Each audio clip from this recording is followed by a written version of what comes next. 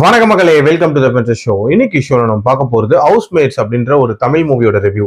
இந்த படம் already தியேட்டர்ஸ்ல release ஆன ஒரு படம். இப்போ இந்த படம் வந்து ZEE5 OTT ஆப்ல அவைலபிளா இருக்கு.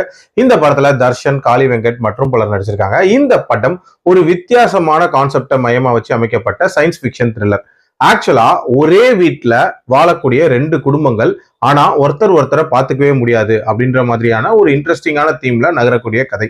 படத்தோட ஸ்டார்டிங்லேயே தர்ஷனை காட்டுறாங்க. இவருக்கு ரொம்ப கஷ்டப்பட்டு செகண்ட் ஹேண்ட்ல ஒரு பிளாட் ஒன்று வாங்கியிருப்பாரு. அதுக்கப்புறம் தன்னோட கேர்ள் ஃப்ரெண்டே வந்து கல்யாணம் பண்ணிட்டு அந்த வீட்டுல வாழ்ந்துட்டு இருக்காரு. அந்த வீட்டுல நிறைய அமானுஷமான நிகழ்வுகள் வந்து அவர் ஃபீல் பண்றாரு. அண்ட் அவரோட கேர்ள் ஃப்ரெண்டும் ஃபீல் பண்றாங்க. அப்படியே பேரலா பாத்தீங்கன்னா காளி வெங்கடோட ஃபேமிலியும் காட்டுறாங்க. காளி வெங்கடோட பையனும் வந்து இதே மாதிரியான அமானுஷங்களை ஃபீல் பண்றான். என்னன்னு பார்த்தா இவங்க ரெண்டு பேரும் வாழ்றது ஒரே வீட்டுல தான். ஆனா ரெண்டு பேரையும் பாத்துக்கவே முடியாது. வெறும் செவுறு மூலமா மட்டும் எழுதி கம்யூனிகேட் பண்ணிட்டு இருக்காங்க. சோ எதனால இப்படி நடக்குது, இதுக்கு பின்னாடி இருக்கக்கூடிய அந்த சயின்ஸ் ஃபிக்ஷன் லாஜிக் என்ன, அண்ட் டுவர்ட்ஸ் தி எண்ட் இதை எப்படி இவங்க சார்ட் அவுட் பண்றாங்க அப்படின்ற மாதிரி நிறைய விஷயங்களை சொல்லக்கூடிய ஒரு படம் தான் இந்த படம். ஒரே வீட்டுல வாழக்கூடிய ரெண்டு குடும்பங்கள், அதுலயும் ஒருத்தர் பாத்துக்க முடியாது அப்படின்றதே ஒரு கேட்சியான விஷயம் அப்படின்னே சொல்லலாம். அதுலயும் இந்த படம் தொடங்கும் போது ஒரு பரபரப்பான ஹாரர் மூவி அப்படின்ற மாதிரி தான் தொடங்கிச்சு. அதுக்கேற்ற மாதிரியான காட்சி அமைப்புகளும் ப்ராப்பரா பண்ணியிருந்தாங்க அப்படின்னே சொல்லலாம். அதுக்கப்புறம் அந்த சயின்ஸ் ஃபிக்ஷன் மோட்குள்ள இந்த கதை போச்சு. அந்த லாஜிக்கையும் ரொம்ப காம்ப்ளிகேட்டடா நமக்கு எக்ஸ்பிளைன்லாம் பண்ணாம ரொம்ப சிம்பிளா அதை முடிச்சிட்டாங்க அப்படின்னே சொல்லலாம்.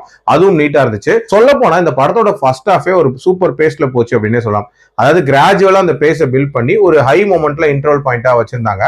அதுக்கப்புறம் வரக்கூடிய அந்த செகண்ட் ஹாஃப்ல இருக்குல்ல, ஒரே மாதிரியான விஷயங்கள் ரொம்ப நேரமா ரிப்பீட் ஆச்சோ அப்படின்ற ஒரு சின்ன ஃபீல் இருந்துச்சு.